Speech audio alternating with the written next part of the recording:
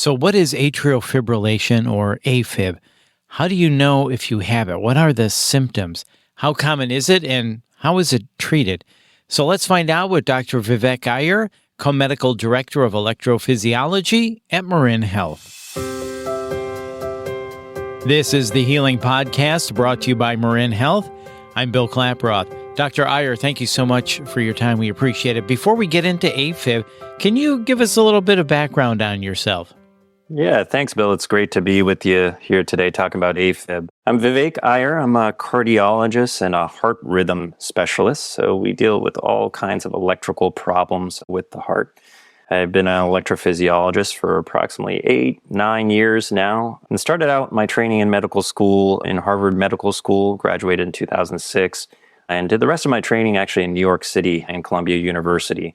Stayed on in New York for a few years as faculty there in the Heart Rhythm Division of Columbia University. And then my wife got a job out here in the Bay Area, so I followed her, and now I'm with a private practice here in the North Bay, Cardiovascular Associates of Marin, where I'm the co-director of electrophysiology, and happy as a clam, treating patients with heart rhythm disorders. Yeah, well, welcome, and we're glad you're here. So, Dr. Iyer, our podcast today is on AFib. To start off, can you tell us what AFib is, or the real name atrial fibrillation? Can you tell us what that is? Sure. Well, I'll start by saying that it is a heart rhythm disorder, and it's actually the most common heart rhythm disorder that we encounter in clinical practice. It affects millions of Americans, so it's quite a common condition to run into. And it is a disorder where the electrical activity of the heart is abnormal. So the heart is a pump. It pumps blood to all of the organs in our body. And somewhat miraculously, actually, when we're born with a pacemaker that sets the rhythm of the heart electrically. So there's like a little spark plug. That's the pacemaker that we're born with. And it sets the ticker at 60 beats a minute. And that pacemaker responds to our activity so that if we're running or, watch a scary movie or something, our heart rate does race a little bit, which we've all seen. The problem with AFib is that sometimes people have clusters of cells that fire too much and fire abnormally. And those clusters of cells can trigger the heart to go way faster than it should be. So if our normal heart rate at rest is 60 beats a minute, then the top chamber of the heart, or the atrium, goes at 60 beats a minute, and the bottom chamber of the heart, or the ventricle, goes at 60 beats a minute. But in atrial fibrillation, extra beats can cause the top chamber of the heart to go into chaotic activation. So believe it or not, the top chamber can go at 350, 400 beats a minute. So really out of control. And the bottom chamber of the heart, it follows suit, but not in a one-to-one fashion. So what happens is that the bottom chamber of the heart, which controls your pulse that you can feel on your wrist or in your neck, that might go faster than it should, like 130, 150 beats a minute sometimes. But the real problem is that uncoordinated activity, electrical activity of the top chamber of the heart, which can cause a lot of symptoms and a lot of morbidity in patients, which we can get into. So that upper chamber of the heart is really beating fast, so that's where that fluttering comes in. What are the traditional symptoms of AFib? That's exactly right. So fluttering is probably the most common thing that patients report to me when they're diagnosed with AFib. Sometimes that goes by the word palpitations. If you're talking to a doctor, they may use that word. Feel like, something's popping out of your chest, or awareness of the heartbeat. That's the most common. Other people will have just we have a lot of active people here in the Bay Area that are out biking and hiking and climbing, and they find that their just level of energy and their ability to get after it is really compromised when they're in atrial fibrillation. That may manifest as lower energy or shortness of breath. More rarely, some people will have some chest pain, or just a sensation that something's off that's difficult to put the finger on, but just a feeling of being off. So one of the concerns with AFib is the possibility of a blood clot. Can you explain more about that and how untreated AFib relates to stroke? Yeah, sure. And this is the big worry, because we talked about the symptoms, but only a fraction of people with AFib will even have symptoms. So sometimes people can have AFib and maybe not even know about it. And, human nature being what it is, sometimes we don't know something is abnormal until we're told it's abnormal. So that's the other thing, where we don't really know what's abnormal or what a symptom is. And what makes this so troubling is that risk of clot, because left untreated, atrial fibrillation does predispose towards strokes. And the way that is felt to happen is, and we talked about that top chamber going at 350, 400 beats a minute. At those really fast activation rates, that chamber we're really asking a lot of that chamber. It's not really pushing blood very well. And so the blood can really stagnate and kind of layer. And when the blood isn't moving very much, then it tends to form clots.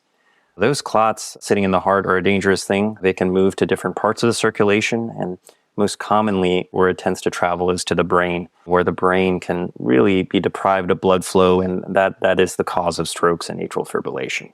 Are there people that have certain risk factors, or are there risk factors pertaining to AFib? Yeah, and there are two ways that this manifests. So there's certainly risk factors for developing AFib. And some of these are genetic. You're just kind of born with it. And sometimes I'll see a patient who's diagnosed with AFib and they're 40, 45 years old. And there we really think that there is a genetic or a familial basis to the reason they have AFib. The other sorts of risk factors are similar to risk factors of other forms of heart disease. So the older we get, that is the most common risk factor is advancing age. And indeed, the prevalence or the chances that you have AFib really skyrocket when you're 60s, 70s, and particularly in your 80s, where there's something like a 1 in 10 chance that you might be diagnosed with AFib at your 80th birthday. So quite common in that age range. Things like high blood pressure or other types of heart disease certainly can stretch out the chambers and predispose towards atrial fibrillation. Also not living the healthiest lifestyle, so being at a less than ideal body weight or being inactive, those kind of things have been linked to atrial fibrillation as well. So those are some of the risk factors towards developing atrial fibrillation. The second half of it is certainly the risk factor for developing clots and stroke with atrial fibrillation. Certainly not everybody is at the same risk of forming clots and stroke with atrial fibrillation.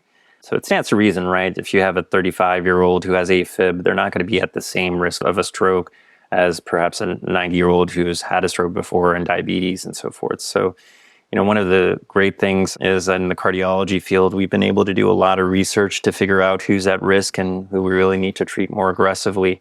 And by studying thousands of patients, we've been able to distill the risk factors for stroke formation and atrial fibrillation, which we can get into.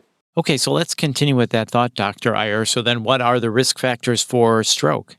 The research has studied thousands of patients with atrial fibrillation to figure out between the patients who ended up having a stroke and patients who didn't have a stroke, what are the factors that determine the predictability of having a stroke?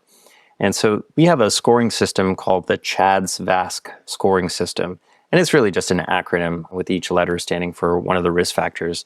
C stands for congestive heart failure, which is a form of heart disease where the heart is not pumping blood effectively and people tend to have shortness of breath and retain fluid.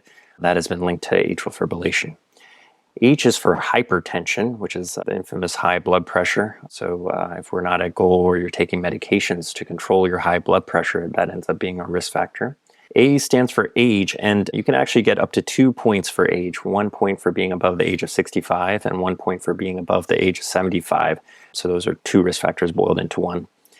D is for diabetes. S is for a previous stroke, and that one is another one that counts twice. So if you've had a previous stroke, it's twice as big a deal as, say, having hypertension. V is for vascular disease. Those are things like blockages in the leg arteries or having had a previous heart attack or myocardial infarction.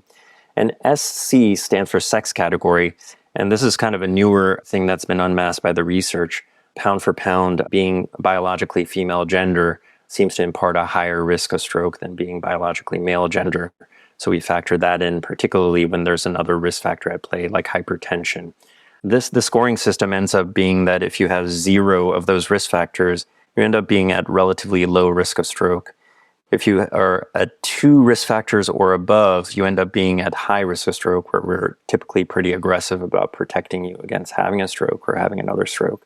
And 1 is kind of intermediate, and then we sort of have a discussion about the options and see whether an aspirin or other treatment forms might make sense for you. So in this instance, this is where we don't want points. We want less points in this system. It's the golf rules. Right. We want less points is better. So you were just mentioning treatment at the end there. Let's talk about treatment options. I know one of them is called cardioversion or resetting the rhythm. Can you talk about what type of treatment options there are when treating AFib? So there are 2 forms of AFib. Actually, early on in AFib, typically people will have an episode and then it will stop on its own. And we call that paroxysmal. It occurs in paroxysms or fits. They're very concrete and they kind of limit themselves. People can have multiple paroxysms that start and stop on their own, and that's typically an earlier form of the AFib. Over time, unfortunately, AFib tends to progress. People tend to have more episodes and longer episodes, and this eventually culminates into a form of AFib that we call persistent AFib, and that's when you have an episode of AFib and it just doesn't stop on its own, and 7 days have passed and you're still in atrial fibrillation for 7 days continuously. The treatment that you mentioned, cardioversion, is often kind of a temporary fix. And it basically, you come into the hospital and get some sedative. And just like the paramedics kind of resuscitating someone with electric shock, it is that same kind of treatment, but it is a much more measured and controlled kind of circumstance where an anesthesiologist gives you medication, you go off to sleep and totally unaware, and then we apply electricity via paddles or patches on the skin. And it jolts the heart, gives some electricity, and it resets the rhythm back to normal. Now, it almost always works in restoring the rhythm back to normal. The question is just, does the AFib end up coming back? And, we've had patients where it comes back the next day or even later that same day. But we've also had patients where the rhythm, quote unquote, sticks for several months or even longer. So the cardioversion has that role of a temporary reset. The other two tools in our toolbox apply equally for the paroxysmal or the start and stop version, as well as the persistent version. And those are medications that you could take basically on a daily basis, and they tend to calm the electrical activity of the heart so that it tilts the balance back in favor of normal rhythm. And then the last option is the technology-assisted option, and that is using procedures, typically minimally invasive procedures, to go in the heart, identify the cells that are not working right, and typically cauterize them or freeze them or use some kind of energy source so those cells are quiet and they don't cause mischief in your heart. So you mentioned medications. What are the specific medications that someone would go on to help control AFib? There are two basic categories of this. So one type of medication is purely to control the heart rate in AFib. So if you're one of these individuals who has a lot of start and stop AFib or are in persistent AFib, sometimes we'll give a heart rate slowing medication. And the goal there is not really to fix the AFib. It's just to minimize its impact on you in terms of the symptoms, because typically someone who's at a heart rate of 130 at rest feels a lot more lousy than someone who's on medications and have a heart rate of 90 or 100. It's not perfect, but it's better. So we call those medications rate control medications, just a descriptive term, but basically just trying to control the heart rate in AFib. The second type of medications, stronger medications, and those are called antiarrhythmic medications. And again, kind of a descriptive term. When we prescribe those medications, usually patients take it twice a day. And these medications are about 5 or 6 different kinds of them, but they all work in different ways to calm down the electrical activity of the atrial cells themselves. So basically, they calm them down, make them fire less. And unfortunately, these aren't 100% cure for AFib. If they were 40% of the time or 50% of the time, those are the kind of numbers we've come to expect. But if a patient is in that 40 or 50% category, then that can be a really good option. Sometimes partial success is good to at least get the symptoms under check while folks are coming to terms or figuring out what their options are. So that would be antiarrhythmic medications. And then the procedure I mentioned is called an ablation procedure. That would be the third option that we typically discuss. Right. Okay. So let me ask you this. If someone does have the resetting the rhythm or the cardioversion, as it's known as, is it typical then for that person to go on medication afterwards? Yeah, commonly. So we do the shock or the cardioversion, and then we either talk about, crossing our fingers and hoping it doesn't come back. And sometimes if it's the first episode and we don't know what pattern it's going to take, that might make sense for somebody. But more commonly, we are at least having that conversation about medication so that we maximize the chances that that shock or cardioversion sticks and takes hold. And another procedure I want to ask you about and get more information on is the catheter ablation. Could you go more in depth on that as well? Sure. Yeah, we've talked about some scary consequences of AFib, and, I just wanted to say that there's probably never been a better time to have AFib because we have such great treatments now, particularly technology-assisted treatments. And the catheter ablation is now a very mature technology and a mature procedure that we can reach for earlier and earlier in the disease state because it's that much more effective and that much more safe and minimally invasive. What we do in the catheter ablation is, in a minimally invasive procedure, we use kind of needle pokes, typically in the leg, and we thread up what we call a catheter. It's a tiny instrument that is probably in dimension the size of your coffee stirrer, just to give you an idea, or the ballpoint pen filler. And we follow the bloodstream from the leg all the way into the heart. And basically, the technology allows us to reconstruct a three-dimensional cartoon or map of what atrium looks like, those top chambers that are fibrillating or basically chaotically activating. And we can identify the problem areas where the AFib is being triggered from. Now, in early stage AFib, anatomically, the site where those cluster of cells live typically is in a structure called the pulmonary veins, which are these veins that drain the blood from the lungs into the heart. There's something about the embryology, or where we were kind of formed as human beings, where the transition from a blood vessel into heart muscle leaves behind these little sleeves of muscle cells that end up being bad actors in this process. And so what we do in this ablation procedure is we build a map of where those pulmonary veins are, what the atrium, quote unquote, looks like. We're really looking at where there are scar or abnormal areas of activation electrically.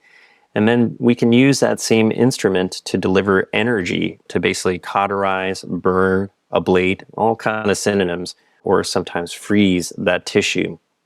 We're currently participating in new research about ways to do ablation as well. So I think you'll find in the next year or two that the types of energy sources we use are going to be different as well. Currently at our center, we're participating in a clinical trial using pulsed field ablation. That, instead of using burning energy or freezing energy, we're using high voltage electricity to treat the cells. And there's a lot of promise about how that might durably treat that tissue and do it in a safer way.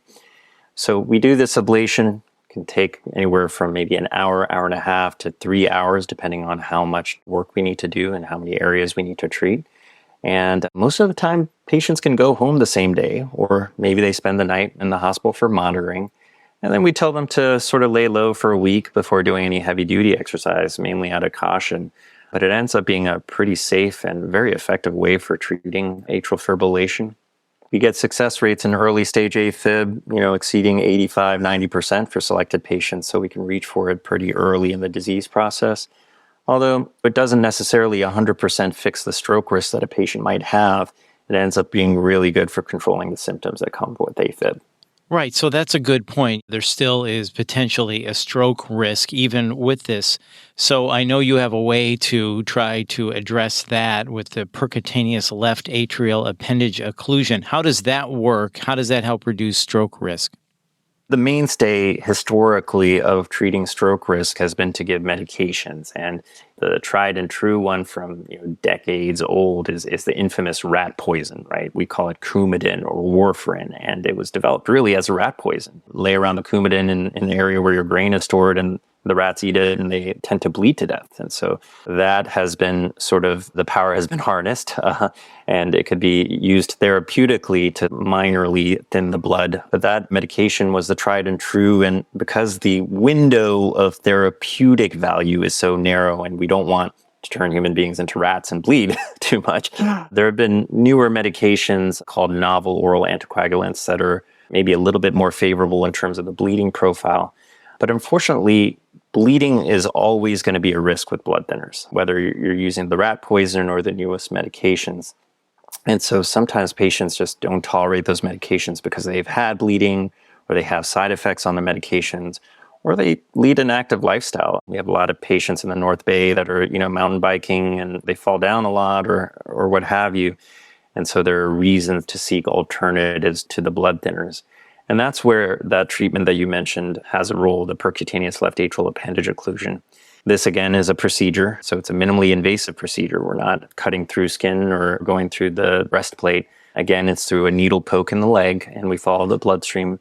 And we can deliver a device that looks a little bit like an umbrella. It's like a miniature umbrella that collapses on itself. And we put this device in a spot in the left atrium, one of the chambers, where it's kind of like a blind alley, and that's where most of the clots form and the stagnant blood flow occurs. And so that umbrella kind of sits in that area as a scaffold. And then your body does the rest of the work. Your body, over a period of 6 weeks to months, can kind of grow a skin over top of that scaffold. and effectively exclude or occlude the left atrial appendage, that structure in your heart. So basically, it's a procedure that replaces the blood thinner, and it does a really good job at that.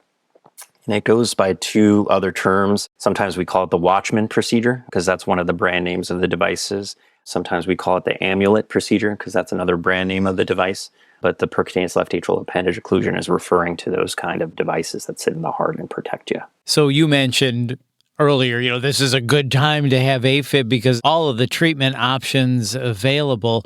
And then looking forward, are there new technologies that are coming for atrial fibrillation as well? Absolutely. So we in our center, I mentioned, are participating in clinical trials for the next generation of ablation technology. And it's really exciting. I think I mentioned there are millions of folks in the U.S. alone who suffer from atrial fibrillation. And so thankfully, the technological advances are coming along quite well to service this population and get them the latest treatments.